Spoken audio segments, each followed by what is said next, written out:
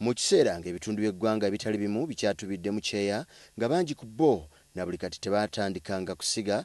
Mufti Sheikh Kasule Ndirangwa asabye bannayuganda okukomya eky'okutema emiti.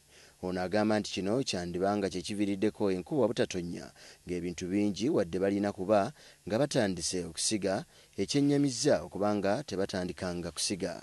Ng'omusana muyitirivu, abantu tebalina mazzi, ensolo zifa, ebirime bikalidde mu ttaka. Nga bwe muli abaana abalungi, era tusabye Katonda mu dduwa eno ku lw'obulungi bwammwe agifuule edduwa eyanukulwa. Sheikh Ndirangwa abadde mu dduwa y'okusabira abaana b'eggwanga abagenda okutuula ebigezo by'ekibiina eky'omusanvu agambye nti kyekiseera n'abaana bayigirizibwe akabi akali mu kutema emiti nti era balaajanira Allah atonyesa enkuba.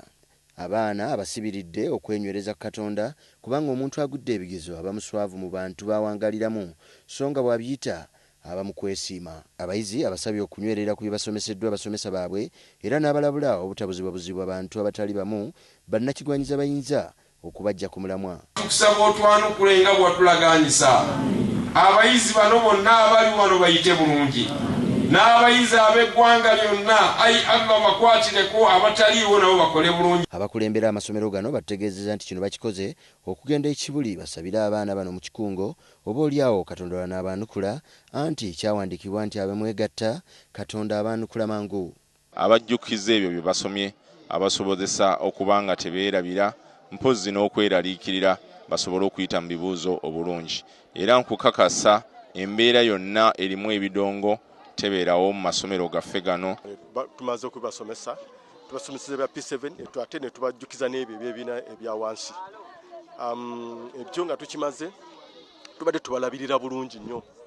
Allah asobole okuba nti ateeka omukisa mu dduwa etusabiddwa.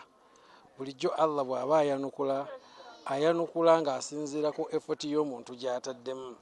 N'olw'ensonga eyo musome ebitabo temugayaala. Ffe babadde tebamanyiganye n'amasomero malala ne wabanga waliwo enteekateeka ennungi bweti ne balabaganako ne ku bannaabwe ng'oluusi bayinza okubeera mu ssomero ne balowooza nti be bokka abagenda okutuula emirimu. Amasomero agasobye mu 30 agali ku musingi gw'Obuyisiraamu be beetabye mu dduwa eno era nga okusinziira ku bategesi bategeezezza nti basuubira okukisoma buli mwaka.